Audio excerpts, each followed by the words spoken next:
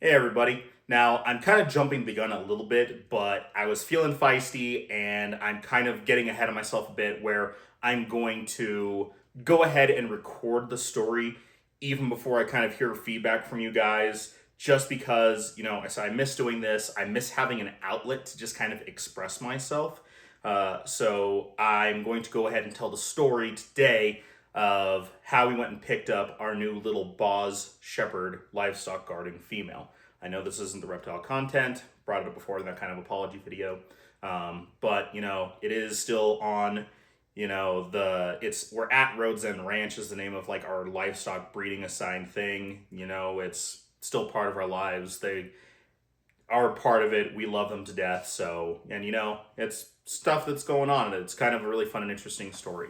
So, we're gonna get rolling into this. I might throw this into the Snake Story Time uh, podcast playlist, whatever may have you, playlist on YouTube. And I don't know if I'll list it as an audio only or not. We'll see.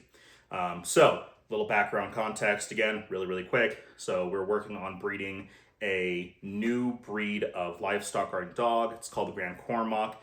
It is a mix of different livestock breeding breeds, so Boz, Kangal, Okchurva, Anatolian, Kuvaz, all these different breeds that are well-known working line breed animals. But essentially what we're doing is we're breeding for behavior. The idea is to have dogs that are sticky dogs, that want to stay with their charges. In the case of some animals like the Pyrenees or the Maremma, they will stick with their charges, but they have a tendency to kind of wander away. And that's kind of how it works over in the Pyrenees Mountains in France and parts of Central Asia where they come from.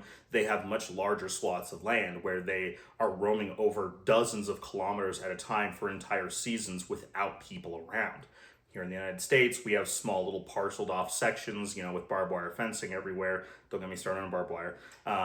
And it makes more sense to have these dogs that want to stick there because we've all seen all of the different posts and stories about Pyrenees just wandering away or showing up. They're technically doing their jobs. They just have to have a tendency to roam and have very large ranges regardless of what their owner's actual property is. And so we're working on doing that. And so we decided what we're going to do is we're going to breed our original pair one more time, and then a male dog that we kept intact, a puppy from our first litter. He's now 2 years old.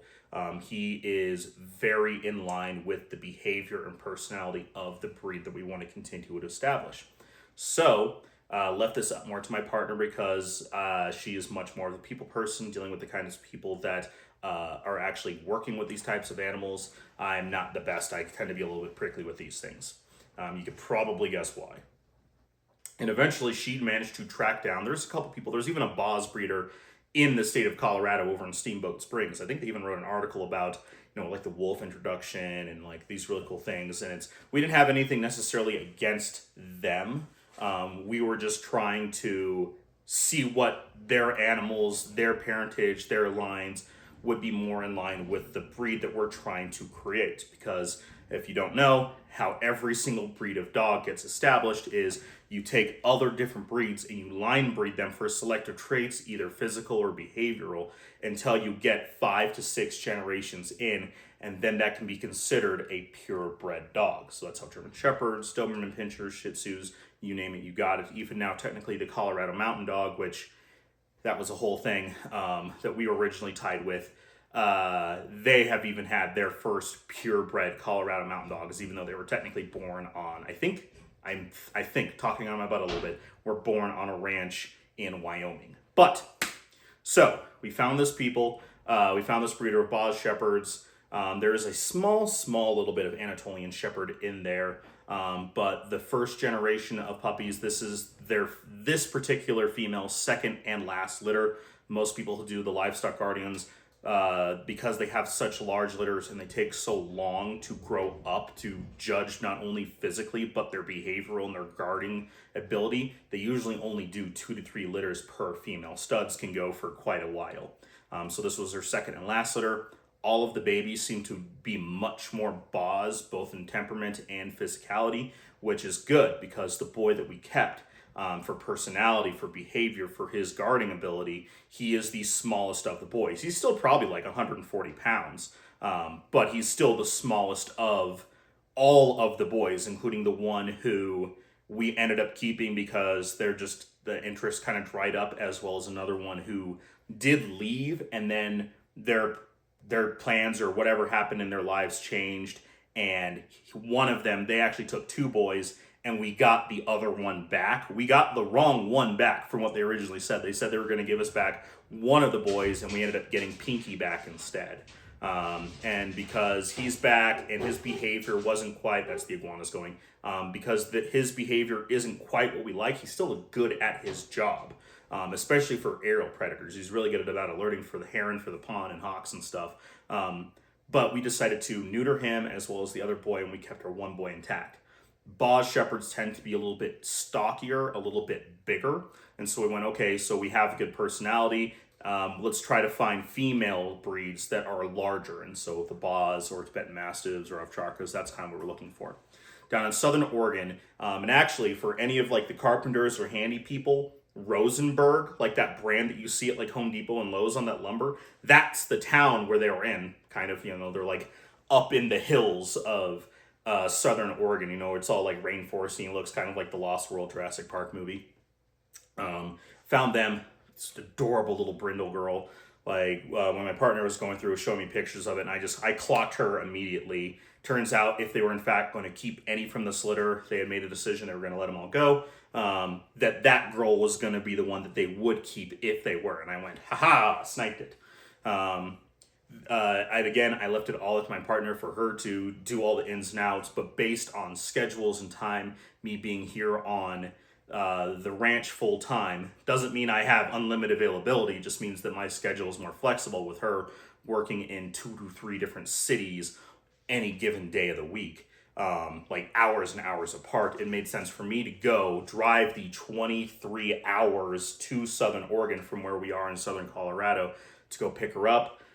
In addition to this, there was another Colorado breeder that was also interested in another puppy from this litter, and we made arrangements to where I was actually going to transport a second puppy for them, and then they would pay me the transport fee or whatever I may have you for that. So I was actually going to be leaving Oregon with 2 puppies. So that is the setup for that. Hopefully I didn't ramble on too long.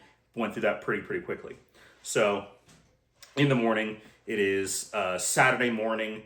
The way it worked out is we actually had like a medieval Renaissance fair paired with a farmer's market that partner was going to do. So I did a bunch of the gluten-free baking and stuff as snakes and cakes. Got a bunch of like the cool medieval dress, like decorations and stuff for the table. She got to play LARP. Loaded her up Saturday morning at about 6 o'clock. Is when I got her loaded up in her car with all the stuff to do, the Renaissance Fair, medieval bazaar thing, and then I was driving off to Oregon.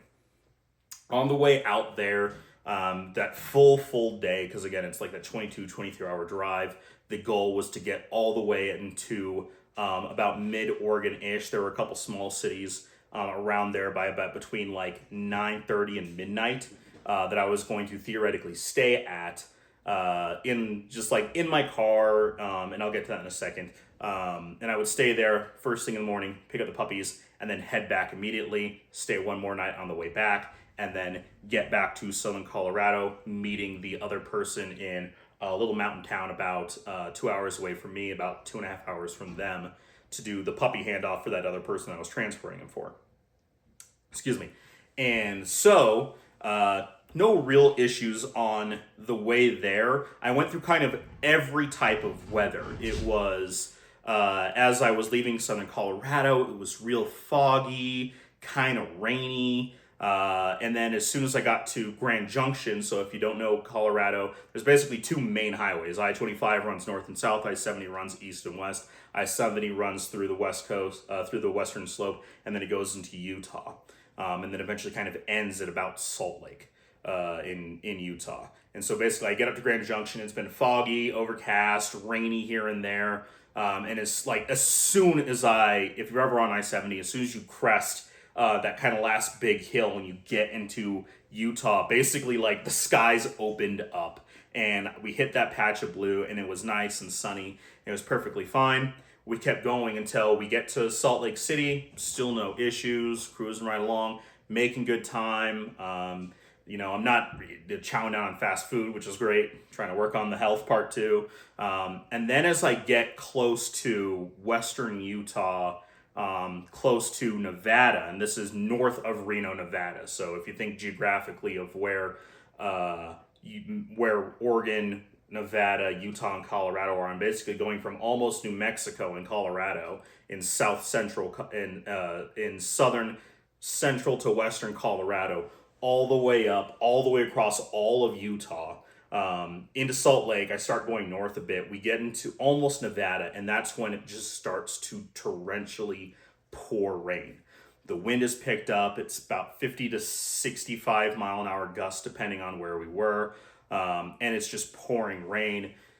And, the headlights are on, and we're passing semis, and it's a little daunting, but it's not too crazy. And then as, this is fall, it gets dark at about 7 o'clock p.m. I noticed that it is just really, really dark. Being in more rural areas, I'm used to driving at night without like the ambience of city lights there. Like when I go to Denver, it's just bright all the time at night, and there's just like an electric hum that is just not present where I live. And so I go, okay, it's been overcast, there's no stars out, there's no moon. That's why it's so dark, right? And then I kind of get into the mountainy part of Nevada, going into Oregon, where it is now completely dark, and it's getting kind of hilly and a little bit windy roads. And that's when I realize, oh, one of my headlights is out. Oh, that's not great. Well, that's okay. There's not that many people out. I can toggle just my brights. I don't do that a whole lot because I've gotten used to driving without having the brights on, except for on very windy mountainy roads or during specific times of the day. Usually right around just before dusk and just before dawn into the beginning of like when the sun's first coming up, and then that first like 2.5 hours as the sun sets into complete darkness, because that's when animals are the most active and when the most collisions happen. And so that's usually when I'm starting to toggle my brights. Now, keep in mind, I'm not going to go there, but just to establish this, things in the United States right now are not harmonious in any way, shape, or form.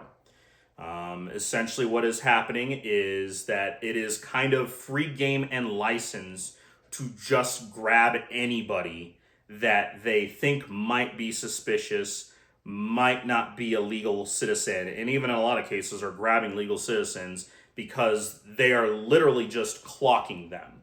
They don't have warrants, they don't have suspicion. There's a list that they're going down for grabbing a lot of people, but they're also just grabbing people, not just people of Latin or Hispanic origins. They're grabbing black and brown people as well.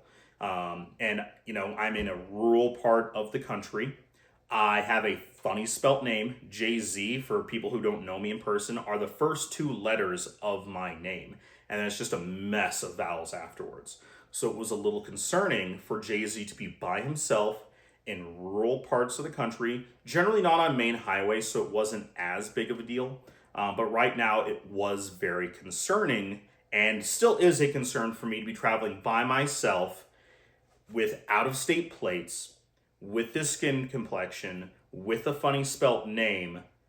So, to set that up. And so, toggling the things, I'm starting to get kind of tired. I find a rest stop, and I go, okay, I will pull over for at least a little while.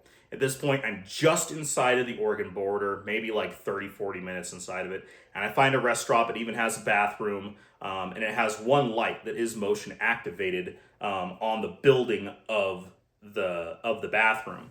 And I notice that I am entirely, and it is pitch black. The motion light is not working a whole lot. I'm by myself. I don't have any service. And I go, this is not a safe situation to be in. That kind of like jumbles me up a little bit, gets the adrenaline kind of going. And I went, all right, we're just going to get going to the next city and see how we're doing. Because right now we're working on almost no headlights. And as it turns out, I did check that when I did pull over to this rest stop. The driver's side headlight was entirely out. And then on the passenger headlight, it was so dim. I even thought it flickered a couple times, but it was so dim, it was almost nothing. So that's why I had to have my high beams on almost the entire time. Luckily, we're not on main highways. We're up in the mountainy kind of rural areas in between towns and on different state highways. It wasn't as big of a deal, and I wasn't blinding people as much. And so, that thing when you're driving, you get uncomfortably close before they finally turn off their brights. I was that jerk, unfortunately. I pull into this small little town, nearly hit a couple deer on the way in, and it is about 10:30 at night. It's about 2 hours to the town that I originally want to stop at, where it's a bigger town. There's a Walmart, there's a couple different grocery stores, there's a hospital, there's places for me to stay at safely, because for people who don't know, like sleeping in a car can be considered like homelessness or vagrancy, and sometimes even driving while intoxicated. Like if you've had something to drink and you just decide, okay, I'm not going to go home, I'm going to sleep in my car. There are a lot of times where you can get a ticket or be thrown in drunk tank or arrested if you're intoxicated, even if you're parked, even if the keys aren't even in the ignition. But you can, in fact, like camp in Walmart parking lots. That's why a lot of times if you're at a Walmart, you'll see like the big campers and stuff, sometimes for 2 or 3 days in a row. Usually if they're not jerks, towards the back of the parking lot so they're out of the way, you can do that. This place didn't have a Walmart parking lot. It was a small little town, but it did have a hospital. And so I went and I parked in like kind of in between a couple different rows of what is probably like the 24-hour overnight staff. And I slept there. However, I didn't think about, or I kind of forgot about, number one, I'm in my 30s now. It is harder on me than it was when I was doing this nonsense, when I was hitting like all 50 states, visiting zoos and facilities. In my 20s, where I could do this all the time, it was a little bit harder on my body to do this, as well as I kind of forgot that if my car is not running, to save on gas, as well as potentially a battery, because I wasn't really sure if it was an issue with both the lights, the battery, there was some oxidation on one of the terminals. That if it's 35 degrees outside Fahrenheit, sorry, all the Celsius people, it gets like to 42 inside the car without the engine running or the heat going. So I kind of froze my blood a little bit. There's a time change going from mountain to Western time or Pacific time. I finally, I wake up at like 3:30, 4 o'clock Pacific time. It's about that hour and a half, 2 hours to the city with the Walmart, where I can get new headlights, as well as a couple more blankets for the dogs, because I just have pee pads, but I want to get them something to also kind of cuddle with, and different stuff for me, as well as, I can just kind of readdress and reassess everything with the car and everything going on when I get to this Walmart. They're not 24 hours anymore, so I have to wait until, timing it out, I'll get there right as they open. And so take off again. It starts to rain a little bit. It starts to snow a little bit. Still only working with the high beams. And then as I get just to the outskirts of this town, where you're kind of like working around on the outside in the more rural parts, where stuff is a little bit more spaced out before you get to city proper, there is a cop there with his lights going. And it turns out there's an accident, which, whatever. However, it's fall. It is dark at 5:30 in the morning. My high beams are on. I have to turn my high beams off. So as I get right up to this accident where this cop is getting the car that's been in an accident onto a tow truck, I have to turn my high beams off. And if a lot of people don't know, you can get stopped and ticketed for even having a taillight out, which you don't even know about. And so I go, oh, great, here we go. And not only that, the road is so narrow, I have to physically stop, go into the oncoming traffic lane, and go around there. Turns out the officer, he's the only one there. He's the only one, and it's on a bend too. So luckily, he walks around, waves me around the accident. He doesn't say anything about the headlight, so thank you for that. Get to Walmart. Have to deal with finding an employee, because they're just opening and they're trying to do their setups and get everything ready to go for the day. So I have to, there's a little button on the headlight part. I've already looked up to see exactly which one I need, and I'm hitting the little button, I'm looking around, like trying to wave over it, the different Walmart employees, and eventually I track one down, get the blankets, get all the stuff, changing the headlights in the Walmart parking lot at 6:10, 6:15 in the morning. All right, we're good to go.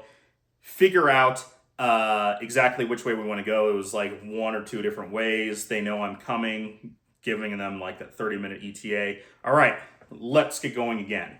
By this point, the sun is starting to come up. I'm feeling a little bit better about everything else. Like the scariest part of the trip is over. I'm through all the weather. We have the headlights. I got a little bit of snacky food. I'm feeling good. And now that I can see stuff, I've now gotten to the part of, there's like a kind of, it's like a green belt, but it's just kind of where the humidity from the ocean kind of stops, where you go from like regular conifer mountains to it's just green and ferny and that like really cool Pacific Northwest vibe. And it is beautiful. And I see like a loon going like diving in and popping out again on one of the really cool lakes. And I'm driving through one of the national forests, and it's really beautiful and really cool, and I'm loving it and I'm digging it.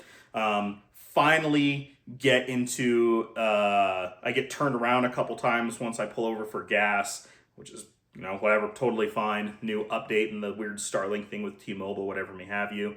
We're good. We're doing fine. We finally get to their little ranch. It's so cool over there in Southern Oregon. Like, I'm definitely a Colorado person. I'm like as far away from Colorado as I can be and still be a Coloradan at this point. But like, you know, if I won the lottery or had like multi-billions of dollars, after giving a bunch to a bunch of different like rescues and nature facilities and stuff, I would be hard pressed to like, you know what, maybe I'll just buy a property in Southern Oregon and or start looking to see if we're gonna move or not, because it's so beautiful there. Medford, Oregon is very similar to Colorado, where like, you know, Portland is like a little miniature, slightly more hipstery version of Denver. There's a city, Eugene is very similar to Colorado Springs without the military presence. Medford is actually pretty similar to Pueblo, which I know Denver people don't like Pueblo, but when Colorado Springs exists, you can back off Pueblo a little bit.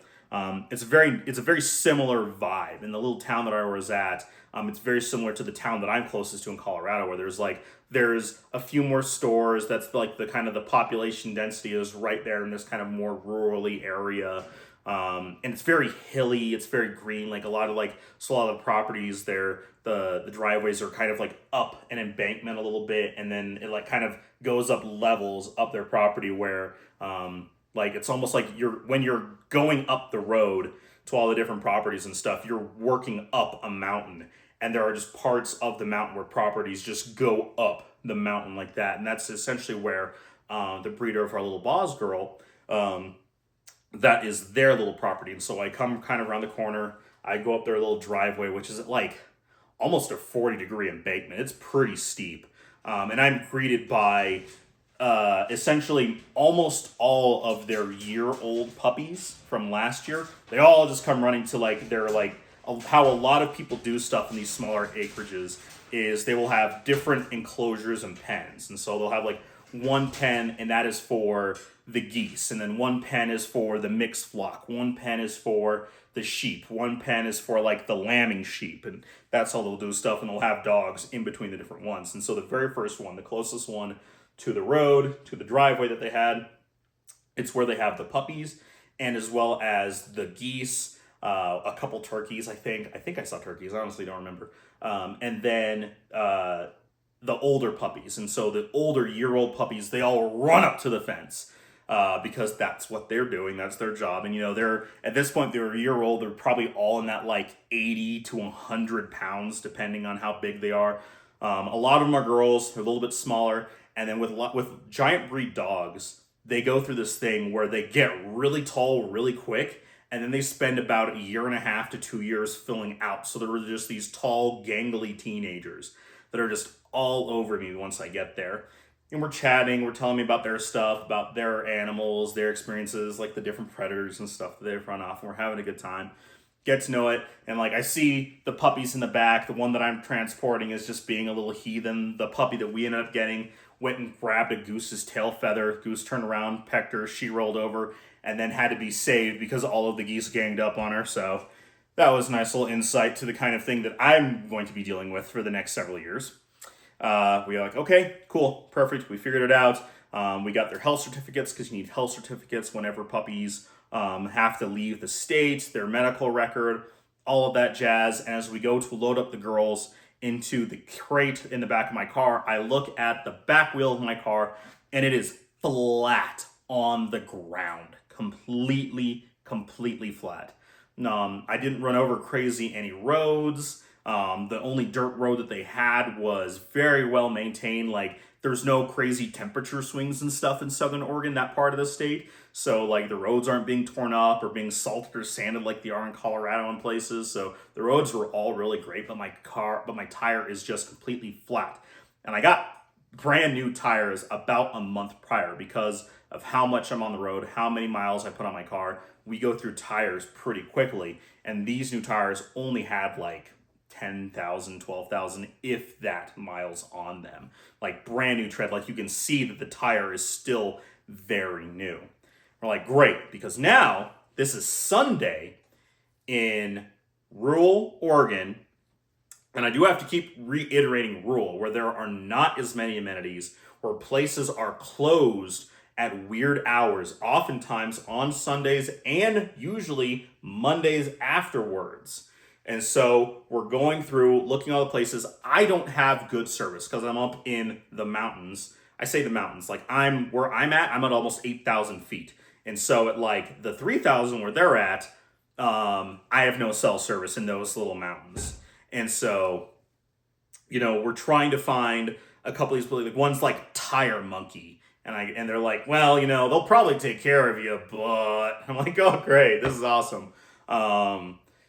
Okay. And so they have a little air, they have a little generator, and they air up my tire nice and flat, and it airs right up. It holds pressure. So if like there's no big pop or anything, if it's a leak, it's probably a slow leak. They get me up to the actual pressure that the tire needs to be at. And then I start just going real slow into town at, like, there's a Les Schwab, they're closed. There's a Walmart, but the Walmart Tire Center is closed on Sundays. And there's like two little tire places that are there. And I'm trying to call my partner to see if she can find something else to let her know what's going on, that I now might be stuck in Oregon for 1 to 2 more additional days. And it turns out there is actually a Costco in Rosenberg, Oregon. And they are open on Sundays, including their tire center. She calls them. They manage to say, you know what? We are fully booked out, but it's not like slammed. And we'll try to fit you in as best as we can. And I'm like, oh. So limp into town, roll up to Costco, have to take the dogs out of the car. At this point, it's kind of snowing a little bit too, again. They're fine. They're outdoors dogs. Not worried about them. So now I am sitting outside by like the employee rest area where everyone smokes while they work on my car, talking to some guy because he's like, everyone's coming over because I got puppies. Turns out he has ties to this part of Colorado, like going to the old cliff dwellings and the Taos Pueblos and stuff, and we're just chit-chatting. Turns out, new tire, just an issue with a valve stem. It was a $10 replacement, and that was it. They didn't even charge me for it. I'm like, yes, this is fantastic. Oh, thank you. Thank Kami Kai, right? So, like, oh, okay. We made it through the torrential rain and no headlights, and I didn't stop at the murder rest stop, and didn't get accosted in the parking lot of the hospital in the small little town, and the tire was flat, but we got the tire fixed. Okay, we're good, right? We're squared away, and then get back on the road about 2 hours later than I wanted to, but whatever. It's okay. We're safe. The dogs are good. Fine. Now, I tend to drive a little fast. Not crazy, like 5 to 10 maybe miles an hour over on the speed limit on highways. In little towns, intermixed in those state highways, and even on surface streets, I don't speed. I've been through Texas. I've been doing these country roads for years and years. I don't speed through those. As well as the fact, with the puppies in the back, it's the only thing in the back is a little crate. It's going to slide around. I don't want to jostle them around. I'm not going to be driving crazy. I'm going again. I'm almost to Nevada. I'm almost to that city where I stayed the night before in that hospital because I'm backtracking at this point. I'm pulling over every once in a while to make sure the puppies are okay. Parvo is a whole thing. So essentially they're just kind of stuck in the kennel. I'm pulling over fairly frequently to make sure I'm giving them water if they're going to take some little treats and they're not getting full food because I don't want to clean up throw up that isn't just water, changing their pee pads, everything may have you. I'm going along. I pull over to kind of like a big pull-off area, probably about maybe 25 minutes from that town where I'm going to get gas and carry on. Check on the puppies, give them water, change their pee pads, give them their blanket, and then I get going again. During that time, I passed a cop that had pulled somebody over, and while I was messing with them, they had passed me again. So like I overtook them as they were pulled over with a traffic stop.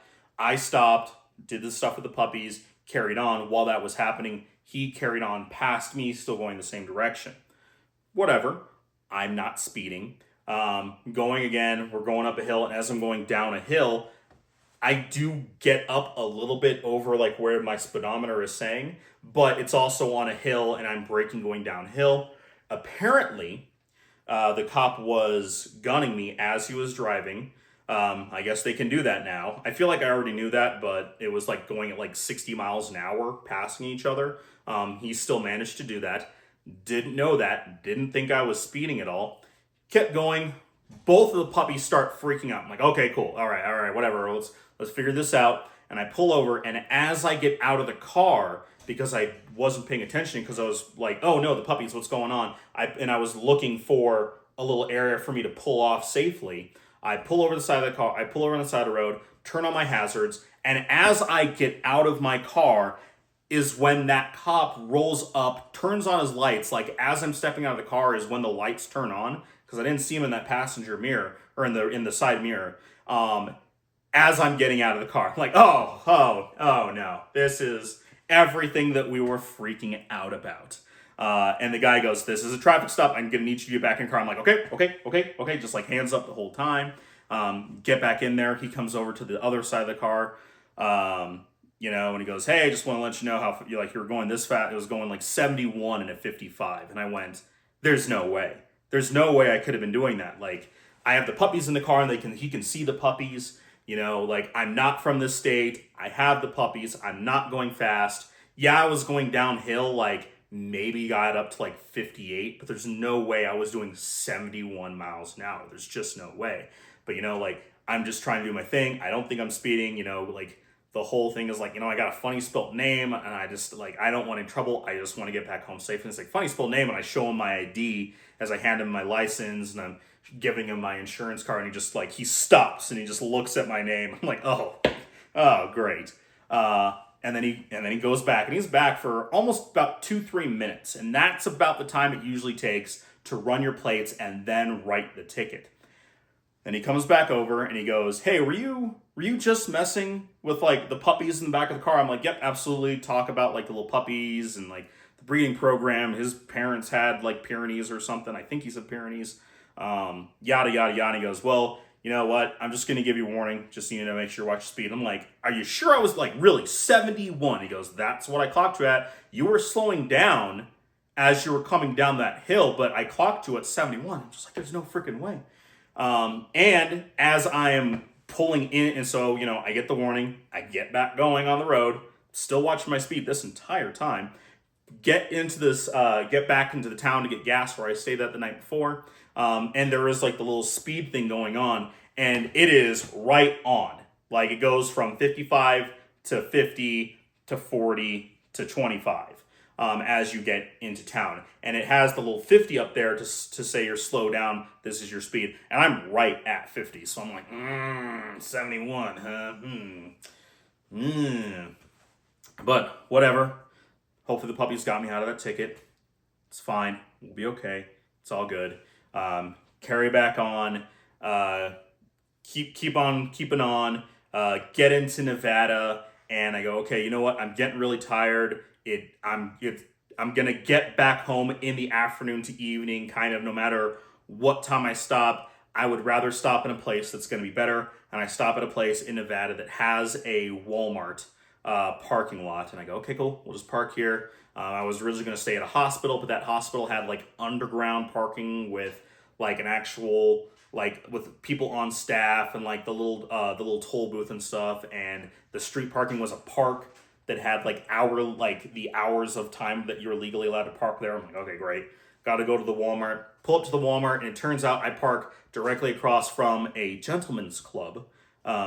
So that's like the only place that was available. All of the other spots that were open were all filled up with vans and trucks, like even on the street next to it, and campers and other vehicles. And there was just like this little row of like the little concrete thing with like the rocks and the little trees that they put in to beautify the parking lot. Whereas Walmart this way, and on the other side is like a Verizon store, like a pawn shop, and the gentleman's club. And so I just park right in front of a tree, so that way like the blinking neon isn't going to mess with me while I try to sleep. Don't get messed with at all in the parking lot. Okay, cool, we're good. I sleep for about like 2.5, 3 hours, get going again. No issues going through the rest of Nevada, going through all of Utah. Once I get to Salt Lake, we're figuring out exactly where I'm going to meet this other person for surezies. Get back into Colorado, and then it starts to snow a lot. Not right where I am, but it's snowing constantly. It's not accumulating, but it is still snowing, and it's getting closer to evening to where they're starting to worry about the roads and ice and stuff, like getting to like Glenwood Springs and stuff, right? And while this is happening, all of the little mountain passes, because again, I live in southern Colorado, and I have to go through a minimum of where I'm at 2 different passes to get back to where I'm going. Otherwise, I have to keep going all the way to Denver and go down I-25, which I really don't want to do because that's an extra like 3 hours to add to the drive, right?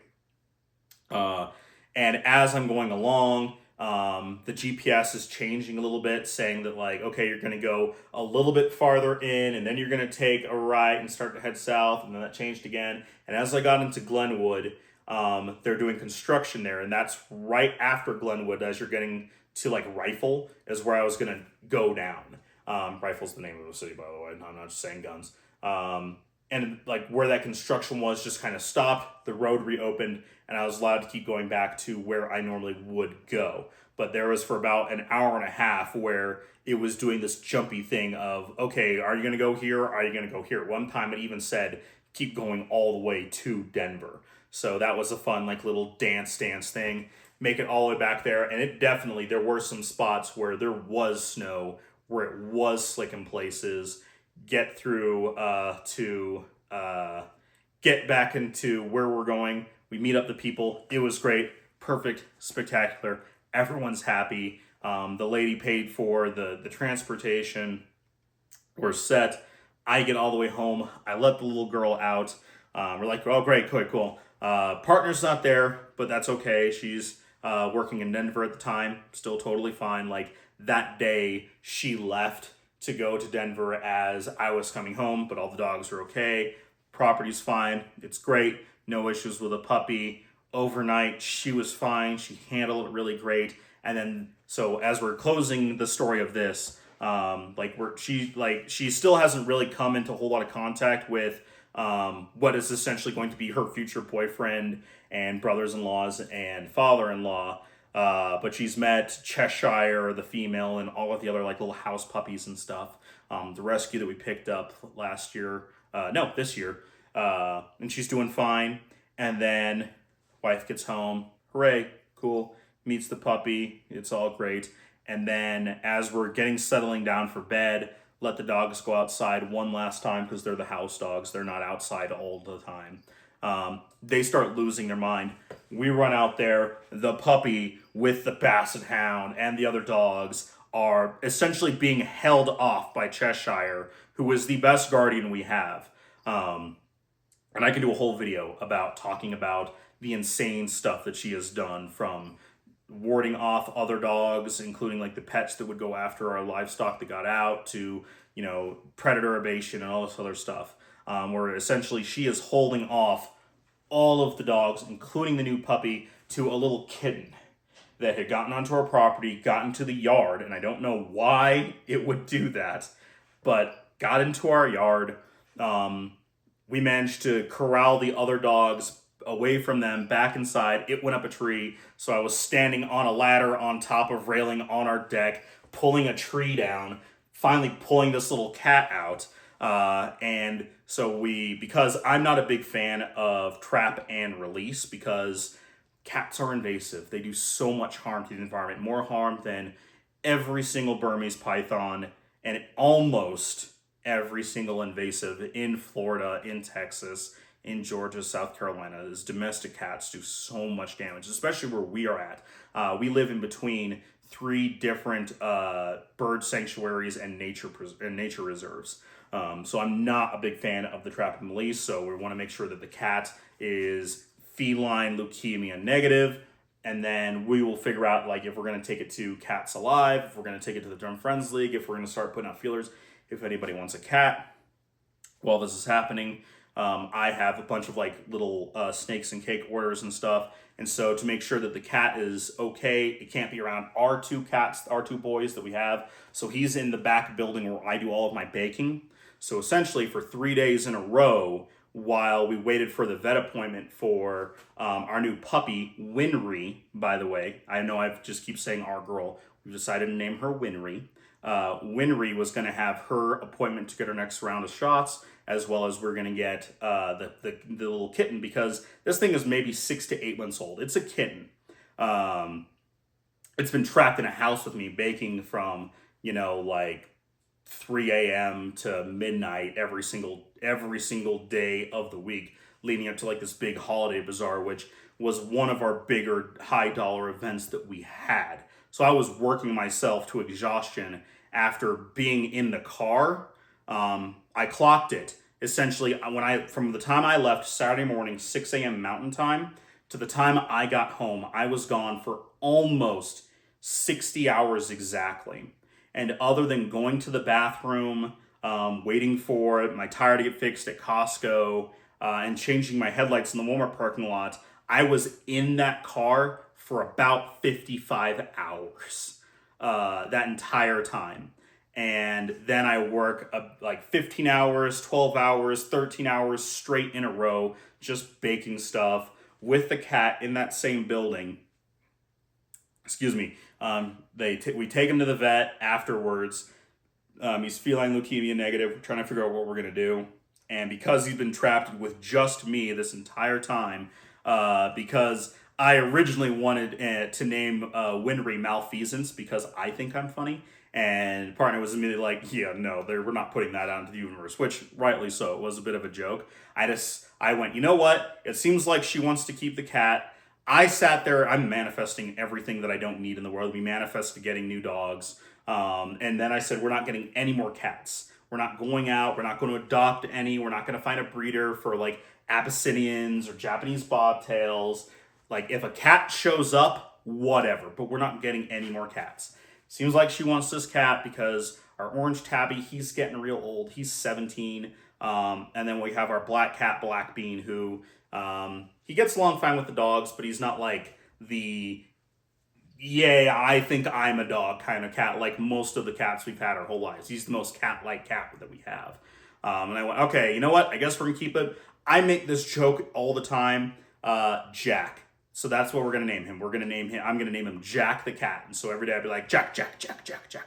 And so with all of that in mind, I worked myself literally sick because after I finished this very long, elaborate thing of driving for this full time, working 12 plus hours, 3 days in a row, then driving to Denver, selling all the stuff for 7 hours, driving 3 hours back home, then having to make a special order for a birthday.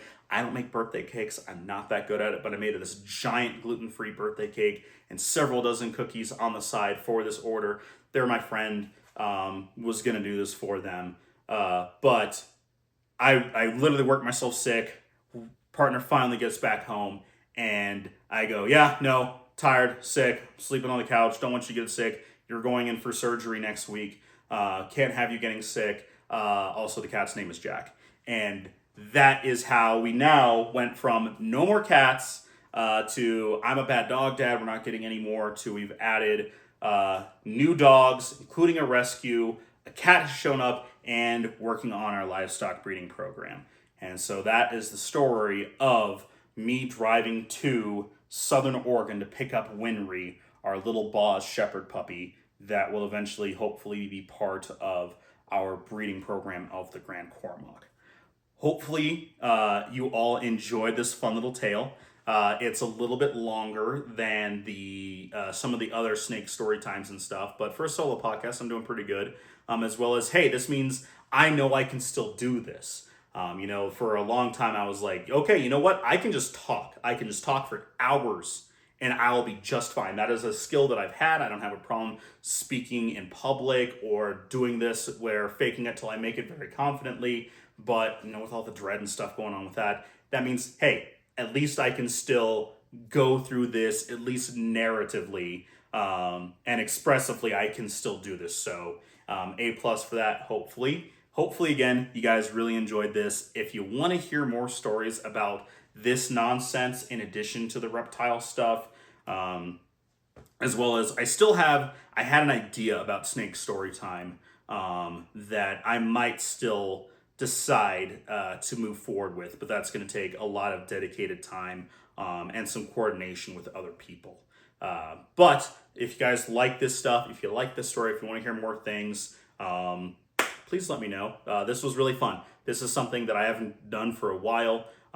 Like I said earlier, I have not really said the full story out loud without interruptions or going along with it, other than to my partner who was involved in the story, obviously. So I didn't tell any of my friends at Beasties. I haven't told my mom, who theoretically will be coming for the Thanksgiving holidays, which this may or may not be coming out after Thanksgiving. I'm not really sure when I'll release this.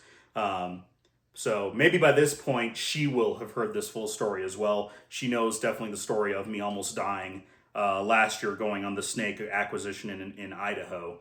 And if you want to hear that again, it's on my Patreon.